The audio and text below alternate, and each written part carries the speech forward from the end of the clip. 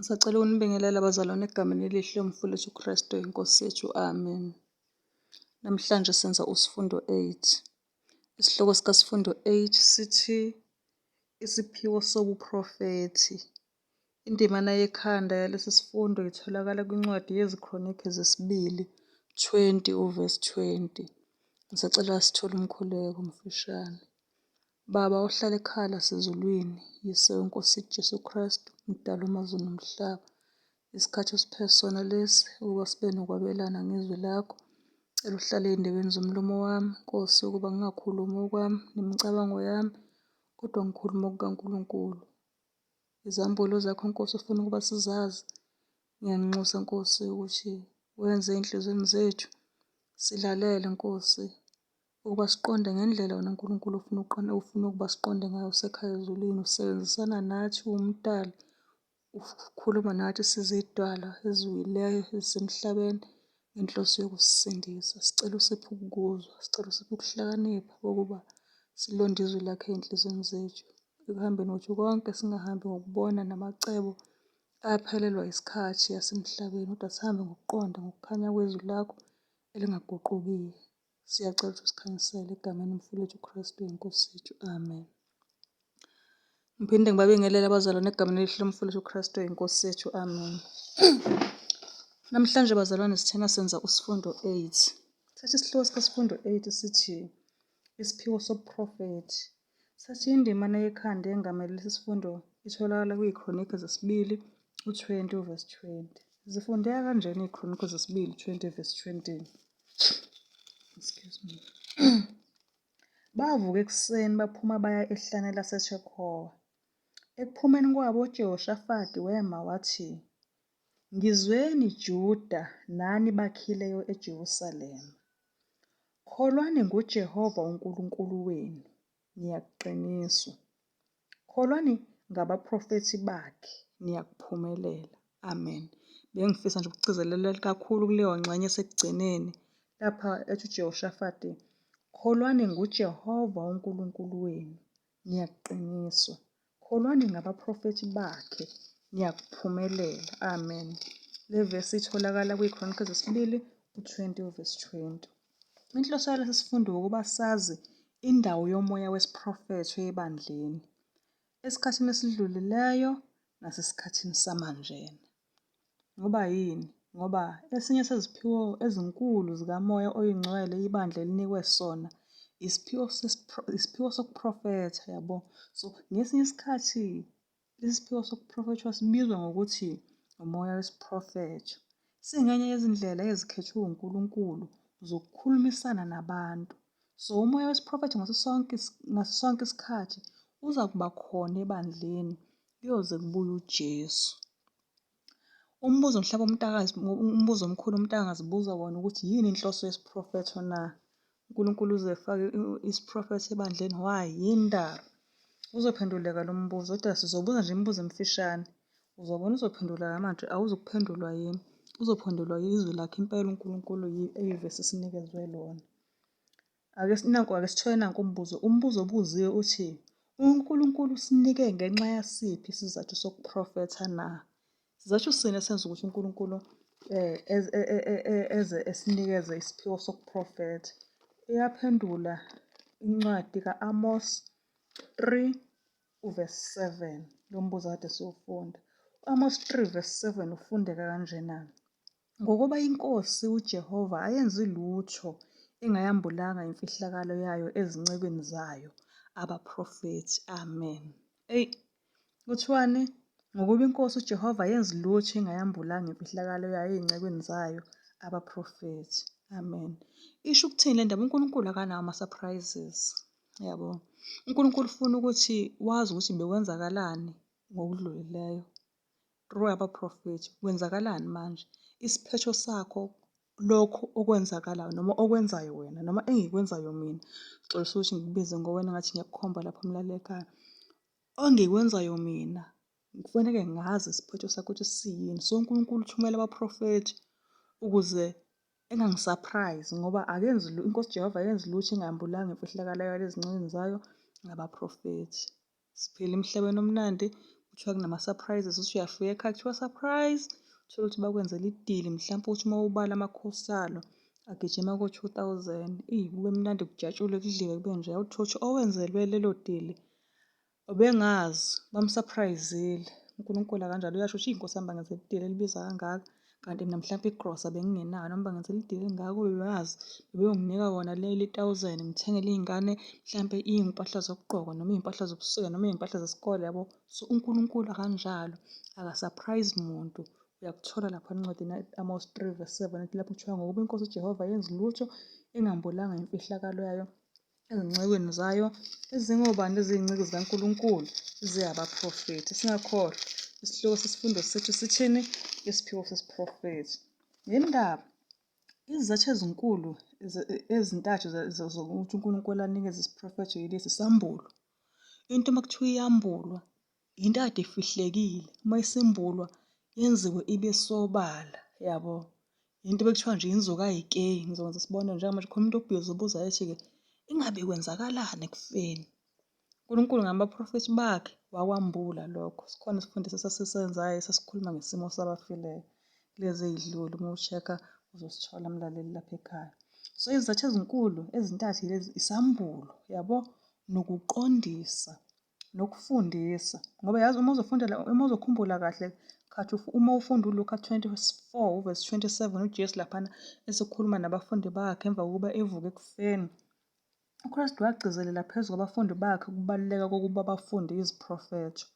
Ngemva kokuvuka kwakhe wachazela abafundi ngabaprofethi bonke okushunyayelwe ngabo emibhalweni yonke.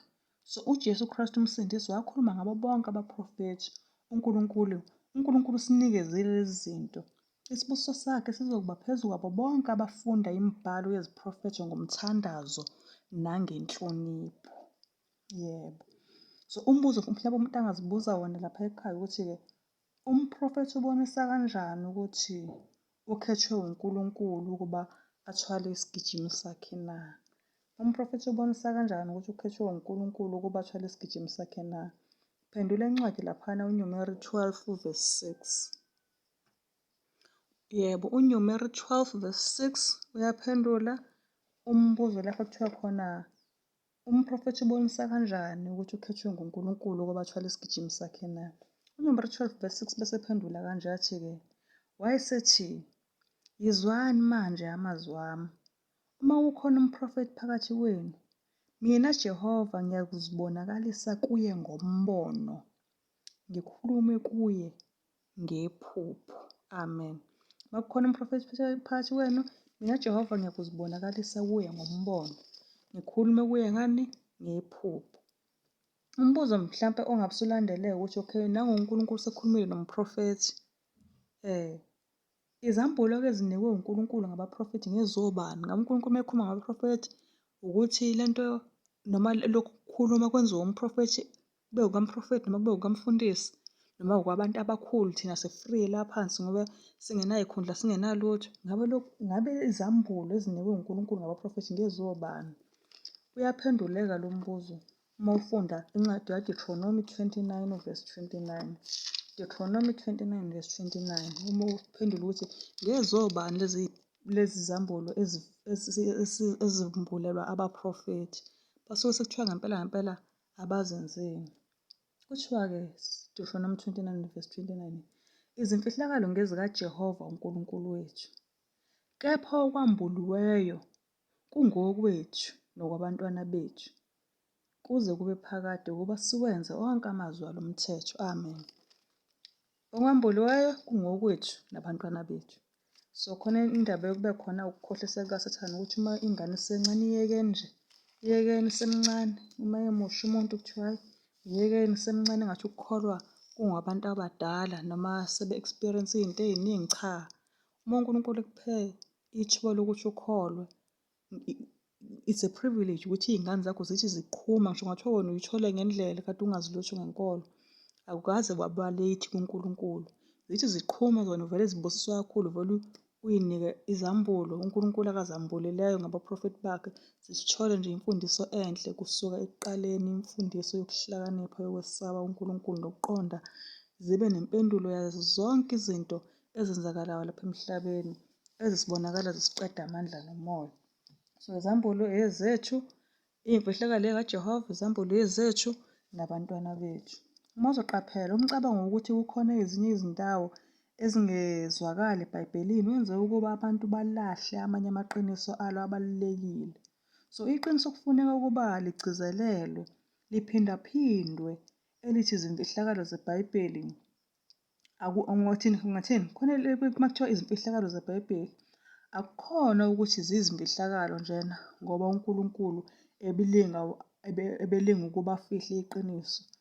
Kodwa zizimfihlakalo ngoba ngenxa yobethu ubuthakathaka bese yiphenduka iy'mfihlakalo nokungazi kwethu siyehluleka ukuba sibambisise noma sabe iqiniso. Iyona inhloso yakhe uNkulunkulu ukuba asibekele umkhawulo, kodwa umkhawulo sizibekela thina abantu ngokwehluleka kwethu.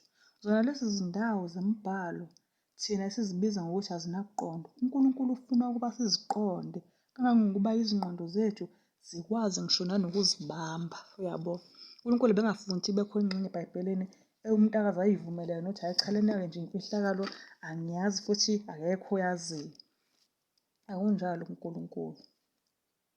Manje mhlawumpe umbuzo umuntu akazibuza wona ekhaya ukuthi-ke kwabonakaliswa mandla mani emsebenzini wabaprofethi na? Khona amandla abonakaliswa emsebenzini wabaprofethi.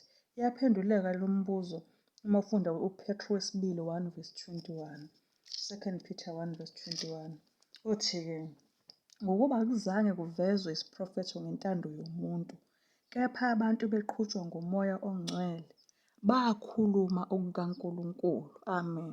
Ngoba akuzange kuvezwe isiprofetho ngentando yomuntu, kepha abantu beqhutshwa nguMoya oNgcwele bakhuluma okukabani? OkukaNkulunkulu. Abaprofethi kaNkulunkulu abakhulumi abakucabangayo nabakuthandayo. Babeqhutshwa uMoya oNgcwele bakhuluma okukabani? OkukaNkulunkulu. Phezu kokuba uNkulunkulu embule intando yakhe, akazange kubone kuyinto engadingekile ubukhona nokuqondisa kukaMoya oNgcwele. Kunalokho uMoya wathenjiswa umsindisi ukuthi uzovulela izinciko zakhe izwi, ukukhanyisa nokufaka izimfundiso zalo, yabo. Njengoba unguMoya kaNkulunkulu owaphefumulela iBhayibheli, yinto engenakwenzeka ukuthi izimfundiso zeBhayibheli zingase ziphambane nezikaMoya, yabo. Ethi umuntu uthi umoya, angithi yabo umuntu ethi uthi umoya, kusho ukuthi lo moya wakho uzomenzisa into ephambene nokaNkulunkulu bese uyabona ukuthi no. Umoya kaNkulunkulu ngeke uze ukuyalela ukuba wenze izinto eziphambene nentando kaNkulunkulu. Uma uNkulunkulu ethena ungafakazi amanga bese wathi umoya ngivele ngiyiphike yonke leyo nto, akuseyiwona umoya kaNkulunkulu ngoba mhlawumbe umoya osukhulume ngawo uphambana nezwi laNkulunkulu usukhuluma amanga, yabo. Okay-ke uthi umoya, lowo moya unomnikazi wawo, yabo. Kusho ukuthi umoya wesitha uma usuke uthi lowo moya yenza okuphambene nezwi noma nentando kaNkulunkulu. Ngoba nje sikwaziyo ukuthi njengoba unguMoya kaNkulunkulu waphefumulela iBhayibheli, yinto engenakwenzeka ukuthi izimfundiso zeBhayibheli zingase ziphambane nezikaMoya. Umbuzo mhlawumbe umuntu angazibuza wona ekhaya ukuthi-ke zonke izigijimi zesiprofetho zilula yini ukuba umuntu aziqonde na? Yebo, kuyaprofethwa. Angithi yabona, ngabe kulula yini ukuthi umuntu ayiqonde iy'gijimi zalezi y'profetho? Ake sifunde uPetru wokuqala 1:10. Petru wokuqala 1:10 uthini? Ngixolisa. Petru wokuqala 1:10 ufundeka kanjena. Ngayo leyo nsindiso babefunisisa, bephenyisisa abaprofethi ababeprofetha ngomusa obuzakuza kinina. Amen. Abantwana kaNkulunkulu babenzenjani? Kuthiwa ngayo nsindiso benzenjani? Babefunisisa. Bephenyisisa abaprofethi ababeprofetha ngomusa obuzakuza kunina. Yebo, umzuzu bese ubuza ukuthi-ke zonke izigijimi zeziprofetho zilula yini ukuba umuntu aziqonde na? Hamba ofuna. Bese kuthiwa funisisa, ayi akuselula. Ake sifunde incwadi futhi uDaniel 9:2. Usaphendula ukuthi zonke izigijimi zeziprofetho zilula yini ukuba umuntu aziqonde na? Siphendulile incwadi uPetru kuqala 1 verse 10. Njengamanje sicela ukuthi sifunde uDaniel 9 verse 2. uDaniel 9 verse 2 ufundeka kanjena-ke. Uthi ngonyaka wokuqala wokubusa kwakhe, mina Daniel, singakhohlwa uDaniel wayengumprofethi kaNkulunkulu. Uthini uDaniel 9 verse 2 uthi-ke ngonyaka wokuqala wokubusa kwakhe, mina Daniel ngaqonda ngezincwadi umumo weminyaka elakhuluma ngalo izwi likaJehova kuJeremiya umprofethi ukuba kupheleliswe ukuchithwa kweJerusalema iminyaka engama-70. Amen. Mina Daniel ngenze njani? Mina Daniel ngaqonda izincwadi umumo weminyaka elakhuluma ngawo izwi likaJehova kuJeremiya. Uyabona?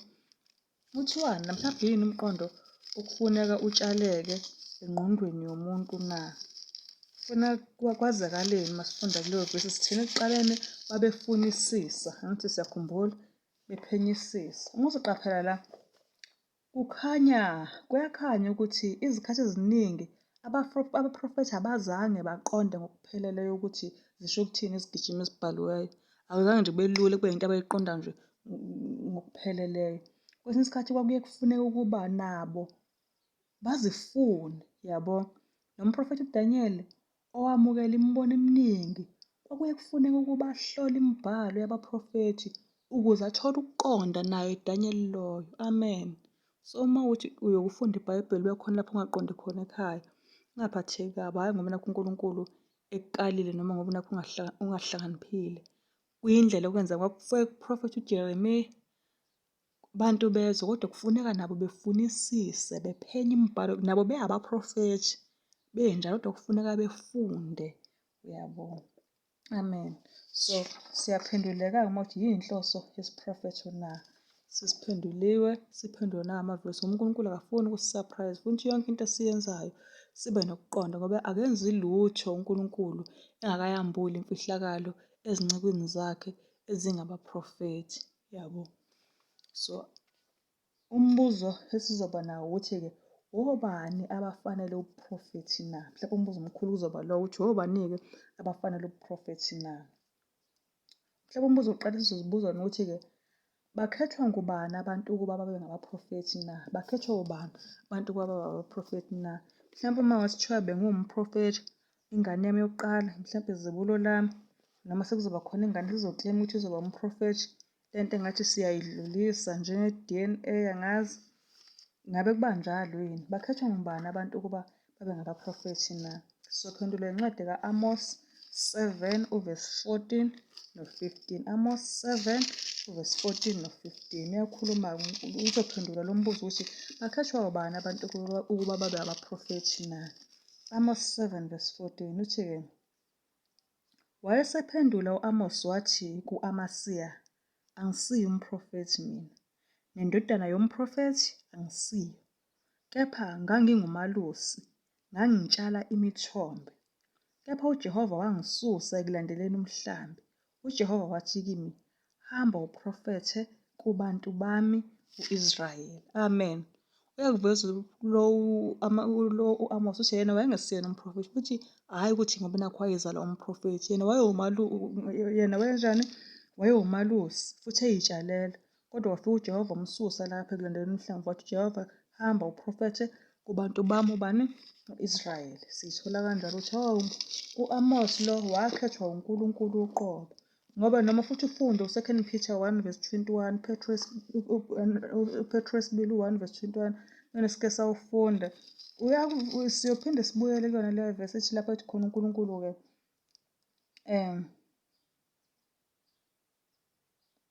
uPetru wesibili, ngiyaxolisa, 1 uvesi 21. Siyifundile leya vesi ethi uNkulunkulu-ke ngokuba akuzange kuvezwe isiprofetho ngentando yomuntu, kepha abantu beqhutshwa ngumoya ongcwele bayakhuluma okukaNkulunkulu. Angithi kuyezwakala. Amen. Ukuprofetha kubonakala abantu bekhethwe uNkulunkulu, iwona esakubona ngemibono namaphupho, ukuze laba bantu bezokwazi xwayisa ngoba uNkulunkulu akafuni yena uNkulunkulu ama-surprises. Ibandla lakhe uNkulunkulu kufanele lihlele linokuqonda ukuthi uNkulunkulu utheni, wathi kuzokwenzakalani ekugcineni. Uma umprofethi esesibonile umbono akuwona wakhe uthe ukugodla ukuthi etshele ibandla laNkulunkulu lixwayise ibandla, amalungu ebandla amadala esizwe isiprofethi esawo ngoba sesambuliwe ezifundise iy'ngane ney'ngane zey'ngane zabo. Yabo, akukho lapho kuthiwa khona lokhu, hhayi leli vesi lamfundisi kuphela, cha. Uma sesizwile sonke uNkulunkulu ekhulumile ngabaprofethi bakhe oMose, obani, oJohane, New and Old Testament. Uma sesitholile lapho sifundisa abantwana bethu. Ngisho kungathiwa ulithole izwi usumdala ubukade uhamba ngokungaqondi, siyababongela abantwana bakho ngoba bona bazothi beqhuma nje beqale belifundiswe lona kukhona isikhathi esanele. Umbuzo-ke uNkulunkulu eseshilo wathi okay, ukuprofetha kuvela kuyena. Kunenkinga-ke njengamanje uthi uma ubuka ama-TV noma ulalela iy'ndaba ko-radio noma uy'buka ko-TV, khona abantu abaningi kuthiwa baprofethi kodwa uthole ukuthi kunama-victims la. Lento eyenza ukuthi abantu abangakholwa beze beyinyanye indaba yamakholwa. Ngabe uNkulunkulu bengazi ukuthi kuzoba njalo. Ngabe abaprofethi baNkulunkulu yilabo ekuthiwa bayaprofetha uzothola beshumayela kodwa ibandla linamavajini ngoba umholi lo ubey'tika enza ukungcola enukubeza iy'ngane zabantu abazali abayilethe beshe zizoqonda indlela kanti babelusi ababi, iy'mpisi ey'mbethe isikhumba semvu ezingawuhawukeli mhlambi olethiwe uzosindisa uzokhulula bona bawucindezele emuva. Ngabe uNkulunkulu bengayazi yini le nto lena?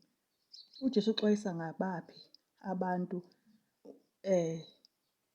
uJesu uxwayisa ngabaphi abantu ibandla na? UNkulunkulu abantu axwayisa ngabo laphana xwayisa bonke abantu abangamakholwa. Ake sifunde uMateyu 24 uvesi 11 novesi 24. Mateyu 24 verse 11 novesi 24. Okhuluma uJesu uqobo lana. Uyakhuluma-ke Mateyu 24 verse 11. Mateyu 24 verse 11 novesi 24. uMateyu 24 verse 11 ifundeka kanjena. Uthi uJesu laphana-ke, kuyakuvela abaprofethi bamanga abaningi badukise abaningi. Amen. Khona abaprofethi abazovela bamanga futhi abangakhethiwe uNkulunkulu. Kuzovela abaprofethi abaningi bamanga abaningi futhi bazoveze benzenjani? Bedukisa abaningi. Uvesi 24 athi, ngokuba kuyakuvela oKristu bamanga nabaprofethi bamanga beveza izibonakaliso ezinkulu nezimangaliso ukuze kudukiswe nabakhethiweyo uma kungenzeka. Oh, amen. So uma ukuthi umuntu ukhuluma ngegama likaJesu Kristu futhi wenza iy'bonakaliso uyibiza ngombolofidi, asikwazi ukwaneliswa yilokho kuphela bese sithi impela uyena ngoba uthi uNkulunkulu bazobe bevela abaprofethi bamanga and bayodukisa abaningi nabakhethiweyo uma kungenzeka bebethi bamile eqinisweni kodwa babone sebelandela laba bantu abaphambene nentando yaNkulunkulu beyibiza ngegama lakhe. Qaphela, uhlazisiwe kakhulu umsebenzi kaMoya Oyingcwele ngenxa yeziphosiso zezixuku ezizibiza ngokuthi zikhanyisiwe, azisadingi ukuqondiswa futhi yizwi likaNkulunkulu.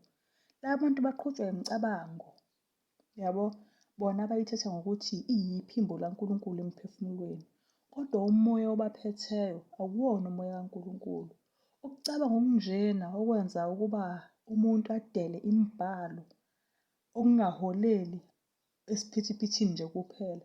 Kwenza nokuba ukuchitheka kwabo kube kubi kakhulu.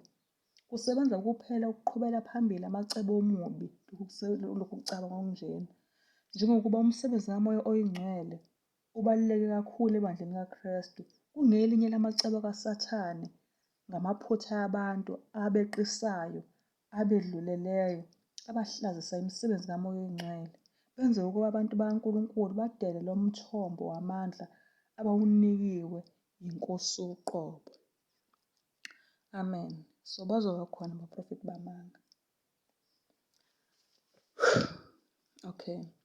Mhlambe uma sizobuka emandulo, ngabe ungabubonisa kanjani ubufakazi bokuthi isiphiwo sobuprofetha asinikezwanga kuphela kubantu besilisa? Yabo. Ngabe babekhona abaprofethi besifazane? Yebo. Ake sikuphruve lokho ngamavesi. Uma ufunda Exodus 15 uverse 20 noverse 21 uthola lapho iBhayibheli isitshela ngoMiriam. uMiriam wayengumprofethikazi. Yabo, ngicela uyifunde noma ngeke ngize ngafunde wonke kodwa ngizokhuluma amanye. Exodus siqonda ukubonisa ukuthi uNkulunkulu wayenabo nabaprofethikazi noma wayebaphathisile abantu besifazane ukuba nabo bebe ngabaprofethikazi. Exodus 15 uverse 20 noverse 21. Uthi 21-ke ngokuba amashi ngixolisa. Exodus 15 verse 20 no-21. Ngizocela nje ufunda nje uverse 20 kuphela. Exodus 15 verse 20 ngenxa yesikhathi. uMiriam umprofethikazi udadewabo ka-Aroni. uMiriam umprofethikazi udadewabo ka-Aroni waphatha isigubhu sesandla sakhe, bonke abesifazane baphuma emva kwakhe bephethe izigubhu besina. Bengifuna lo layini osekuqaleni shike uMiriam umprofethikazi. Yabo, so wayekhona umprofethi wesifazane igama lakhe elinguMiriam. So uma uzofunda futhi incwadi yabahluleli 4 uverse 4 noverse 5, incwadi yabahluleli 4 verse 4 noverse 5, uma uthi mhlawumbe ekhaya uyabona mzalwane ukuthi ayashoda lamavesi ami, usangangeza awakho. Yebo, mhlawumbe ubona laba baprofethikazi engibashilo bembalwa, nami ngingenxa yesikhathi. Ngithola umprofethikazi ku-Exodus 15 verse 20 and 21 uMiriam. Njengamanje sifunda abahluleli 4 verse 4 noverse 5 lapho uNkulunkulu ethi khona. Ngizocela ufunde nje uverse 4 kuphela. Abahluleli 4 verse 4 uthi-ke uDibhora umprofethikazi umkalapidodi wahlulela u-Israyeli ngaleso sikhathi. Amen. uDibhora wayeyini?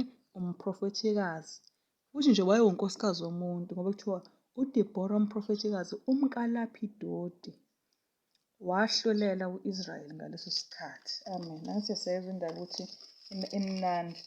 Wakhona namakhosi esibili 22 verse 14. Amakhosi esibili 22 verse 14 lapho siyathola futhi omunye umprofethikazi. Amakhosi esibili 22 verse 14 wona afundeka kanjena. Amakhosi esibili 22 verse 14 uthi base behamba uHilikhiya umpristi. Okay, wasekuhamba lo uHilikhiya ewumpristi, no-Ahikhamu, no-Akhibori, noShafani, no-Asaya. Kuthiwa baya kubani?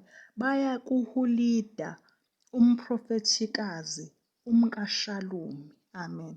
Angithi yabona la khona unkosikazi kuthiwa uHulida, wayewumprofethikazi, wayewumkaShalumi. Yabo. So noma ngingasawafundanga nje wonke amavesi, kodwa nje ngisho uwafunda lapha uLuka 1 verse 41 kuya 43 kuvela u-Elizabeth laphana. u-Elizabeth wayekhulelwe uma kaJohane esiswini sakhe kugcina umntwana. Sekuthiwa lapho wagcwala umoya kaNkulunkulu. Wasesenjani? Elizabeth wagcwala umoya kanjani? Umoya oyingcwele. Singakhohlwa ukuthi babeqhutshwa umoya kaNkulunkulu bekhuluma kukaNkulunkulu. Uma ufunda uLuka 2 verse 36 kuya 38 lapho uthola ngowesifazane igama lakhe kuthiwa u-Ana. u-Ana wayewumprofethikazi naye. Noma ufunda uLuka 2 verse 36 kuya 38 kuthiwa kwakukhona nomprofethikazi u-Ana indodakazi kaFanueli owesizwe saka-Aseri.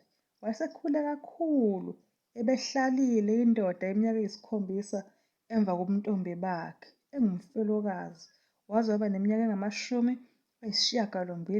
engasuka ethempelini ekhonza ngokuzila nangokukhuleka ubusuku nemini. Amen. Ubani umprofethikazi simtholayo laphana? u-Ana. u-Ana wayewubani? Oyindodakazi kaFanueli, futhi siyakuthola ukuthi wayengowesizwe saka-Aseri. Wayesebe umfelokazi isikhathi eside. So u-Ana wayeyini? Umprofethikazi. Cha, la mavesi siqonda ukuveza ukuthi nabantu besifazane uNkulunkulu wayebaphile uba nabo benze njani? Baprofethe. Ngicela nje ukugcina nje ngevesi yokugcina ngoba ngisho ukuthi ngeke ngize ngikwazi ukuwafunda onke ngenxa yesikhathi. Uma ufunda izenzo 21 uverse 8 noverse 9. Izenzo 21 uverse 8 noverse 9. uNkulunkulu khona amadodakazi amane kaFilipi avela abaprofethikazi. Izenzo 21 verse 8 noverse 9. Kuthiwana ngicela ufunde nje uverse 8 kuphela. Kepha ngicela nje ufunde Izenzo 21 verse 8 lapho kuthiwa khona, kepha ngangomuso samuka safika eKhasariya, sangena endlini kaFilipi umvangeli, owayengomunye wabayisikhombisa, sahlala naye. Uvesi 9 ethi-ke, yena-ke wayenamadodakazi amane, izintombi eziprofethayo. Amen. Amadodakazi amane kaFilipi aziwa ngokuthi ayini? Ayizintombi eziprofethayo. Amen. So lamavesi ade siwafunda akhombisa ukuthi uNkulunkulu wayengasebenzisi kuphela abantu besilisa kodwa nabantu besifazane wayekwazi ukubasebenzisa babe ngabaprofethikazi. Mhlawumbe umbuzo uthi-ke, yini uphawu olulodwa lwebandla lensali na? Luyini uphawu olulodwa lwebandla lensali? Singakafiki lapho, ibandla elilinde ukubuya kaJesu lizokuba naso yini isiphiwo sokuprofetha, noma mhlawumbe akusaprofethwa manje? Hayibo, akunjalo. Uma ufunda abaseKorinte bokuqala 4, abaseKorinte bokuqala 1 uvesi 4 kuya kuvesi 8 bafundeka kanjena. AbaseKorinte bokuqala 1 uvesi 4 kuya kuvesi 8 kuthiwa, ngibonga uNkulunkulu wami ngesikhathi sonke ngenxa yomusa. Ngicela uqala phansi. Ngibonga uNkulunkulu wami ngesikhathi sonke ngani ngenxa yomusa kaKristu eniwuphiweyo nguKristu Jesu, ukuthi ezintweni zonke nicetshiswe kuye, ekukhulumeni konke nasekwazini konke. Njengalokho ubufakazi ngoKristu baqiniswa ngani, ukuze ningasilalelwa nasinye isiphiwo somusa, nisahlalele ukwambulwa kweNkosi yethu uJesu Kristu. Yena uyakuniqinisa nani ukuze kube sekupheleni, ningabi nacala ngosuku lweNkosi yethu uJesu Kristu. Amen. Uvesi 6 uzothi, njengalokho ubufakazi ngoKristu baqiniswa kini. Ubufakazi ngoKristu. Mhlawumbe umbuzo uzothi-ke, uma iBhayibheli likhuluma ngobufakazi ngoKristu, kufanele sazi ukuthi lapho lisuke selikhuluma ngomoya wokuprofetha. Sikuthathaphi lokhu? Uma ufunda incwadi yesambulo 19 uvesi 10, nakukhumbula isambulo 19 verse 10, uJohane Mambule ebona ingelosi, ukuthi ingelosi yaphendula yathini kuyena, esethi uyayikhothama ukhuleka kuyona. Yathi eyasho laphana uJohane kusambulo 19 verse 10 uthi-ke, ngase ngiwa phansi phambi kwezinyawo ukukhuleka kuyo. Yayisithi kimi, Musa, ngenceku kanye nawe nabazalwane bakho abaphethe ubufakazi bukaJesu. Yabo, asithiwa khuleka uNkulunkulu ngokuba ubufakazi bukaJesu bungumoya wokuprofetha. Yabo, Musa, ukukhuleka kimi, kusho ingelosi, ngiyinceku kanye nawe nabazalwane bakho abaphethe ubufakazi bukaJesu. Khuleka uNkulunkulu ngokuba ubufakazi bukaJesu bungumoya wokuprofetha. Amen. So bazalwane, uma kuthiwa mhlawumbe kukhuluma sithiwa umoya wesiprofetho, kusafana nokuthi kuthiwa ubufakazi bukaJesu. Abantu abaningi banokudideka, nokungaqondi, nokunengeka uma kuthiwa uthi umoya wesiprofetho. Umoya wesiprofetho uwubufakazi bukaJesu. Amen. So umbuzo nje omkhulu sesisifundo sethu sisiyela ngasemaphethweni ukuthi-ke, yini esinye sezibusiso zesiphiwo sobuprofethi na? Yini esinye sezibusiso zesiphiwo sobuprofethi na? Noma-ke ngaphandle kwesiprofetho kungenzakalani ebandleni na?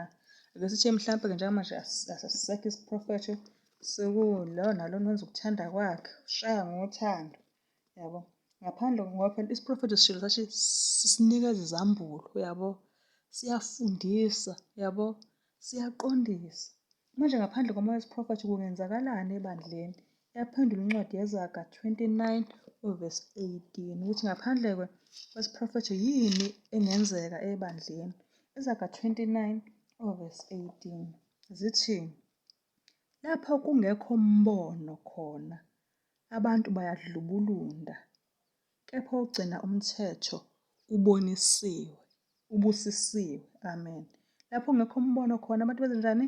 Bayadlubulunda, kepha ugcina umthetho ubusisiwe. Amen. Awukho umbono nje thina uNkulunkulu usichazele wathi uzibonisa kubaprofethi ngombono nangamaphupho. So uma ngekho mbono, ungekho umprofethi, abantu bayadlubulunda, lona lona wenza ukuthanda kwakhe, qhutshwa imizwa yakhe, beqhutshwa ama-emotions. Kanti lapha ekukholweni uNkulunkulu into asifundisa yona kuhambe imizwa siyibeke eceleni. Ama-emotions nama-feelings siwabeke eceleni. Yabo. Bese uNkulunkulu esifundisa ukuthatha i-responsibility, yabo. Wenze okumsebenzi wakho. Noma kubuhlungu, yabo. Cele amandla kuNkulunkulu ngoba khona umuntu kuthiwa yazisa uyihlo nonyoko. So uma umdala udelelwa ingane ongayizala noma oyizalayo, usuke usunayo indlela ongadila ngayo. Kodwa ngenxa kaNkulunkulu kubuhlungu kunjalo ekuqinise. Ungenzi kuyona njengoba imizwa yakhe ifuna. Ngoba uma kunjalo umuntu engakugwaza nawe ungamgwaza back, yabo. So umuntu uma ungenzi kuyena njengoba enzile kuyena, amandla ongawacela kuNkulunkulu ngeke uze usho ukuthi mina vele nginjalo, angithi yabo. So uyadingakala-ke umbono ngoba ngaphandle kombono kuthiwa lapho kungekho umbono khona abantu bayadlubulunda, yabo. Kepha ukugcina umthetho ubusisiwe. Amen. Manje umbuzo wokugcina uzothi-ke, kulandela zibusiso zini ngemuva kokwemukela kwesigijimi somprofethi na? Kulandela zibusiso zini ngemuva kokwamukelwa kwesigijimi somprofethi? Uma sesimzwile umprofethi ekhuluma, umprofethi kaNkulunkulu ethi yazisa uyihlo nonyoko, ungabulali, ungaphinguleli, ungafakazi amanga, khumbula usuku lweSabatha ungcwelise, ungabi nabanye unkulunkulu ngaphandle, ungazenzeli ithemba ezibhazela. Angithi yabona yini ebisilandela? Matewu 10:41. Ngizofunda nje amavesi awu-2 kuphela ngenxa yesikhathi. Matewu 10:41. Yini ibisilandela uma abantu sebemukele amazwi omprofethi? Uthi uNkulunkulu, owamukele umprofethi ngegama lomprofethi uyakuzuza umprofethi, nowamukele olungileyo ngegama lolungileyo uyakuzuza umvuzo olungileyo. Amen. So indimana yokugcina cela ukubuyela kuyo yona indimana yekhanda, IZikronike 2:20. Sengizovele ngiyiqale phakathi nendawo lapho kuthiwani? Kuthiwa kholwani ngoJehova uNkulunkulu wenu niyakuqiniswa, kholwani ngabaprofethi bakhe niyakuphumelela. Khona ukuqina laphana ekukholweni uJehova, khona ukuphumelela laphana ekukholweni uJehova. Abanye beze bethu ukubekezela kuzala impumelelo. Khona uNkulunkulu uma ekhuluma, uyabona ukubekezela laphana kuyisithelo sikamoya oyingcwele vele. Yabona umuntu uma ethi qina, yabo. Sengathi uzokuqinisa-ke ninikeza uJehova ngoba kuthiwa kholwani ngoJehova, yabo, niyakuqiniswa. Kholwani ngabaprofethi bakhe niyakuphumelela. Uphumelela ngoba nakho ubekezelela izinto kade ziphika, kodwa ubekezele bese ekugcineni uyaphumelela ngoba uyazi ukuthi uNkulunkulu utheni ngale nto oyenzayo, yabo. Sengathi uNkulunkulu engabusisa izwi lakhe. Usazindla ngale ekhaya nami ngisazindla ngalo la. uNkulunkulu kade senza isifundo sikhuluma ngesiphiwo SOKU-PROFETHA. Uthi cha, sivela kuNkulunkulu ekhuluma ngabantu bakhe ngemibono nangamaphupho. Wabakhetha futhi nabaprofethikazi besifazane. Enjalo nje uletha abaprofethi ngoba akafuni ukuthi akenzi lutho engambulile iy'mfihlakalo zakhe kubaprofethi. Abaprofethi uma sebezwile bese betshela thina sitshele abo bani? Abantwana bethu. Ngoba uma kukhona umprofethi noma umbono kusho ukuthi kunesiyalo lapho ngoba uma bengekho abantu bayadlubulunda, yabo. Kodwa ogcina umthetho unjani? Ubusisiwe. Safundiswa ukuthi hayibo bazoba khona abaprofethi bamangabeza ngegama laNkulunkulu badukisa abaningi. Angithi yabo. Sesisho ukuthi umprofethi kaNkulunkulu ngeke aze aprofethe egunyaza ukuba kwenziwe izinto eziphambene nentando kaNkulunkulu. Simbona ngalokho. Amen. uNkulunkulu afundise ukufunda kwezwi lakhe. Cela sivale ngomkhuleko. Siyabonga Baba, siyabonga Jesu. Sicela Nkosi ukungadangali nxa izulu lisisola ngezwi laleli iBhayibheli nanxa lithumela abaprofethi balo nabantwana bakho Nkosi ukuba basisola ngoba usisitshelile ukuthi nxa kungekho umbono abantu bayadlubulunda.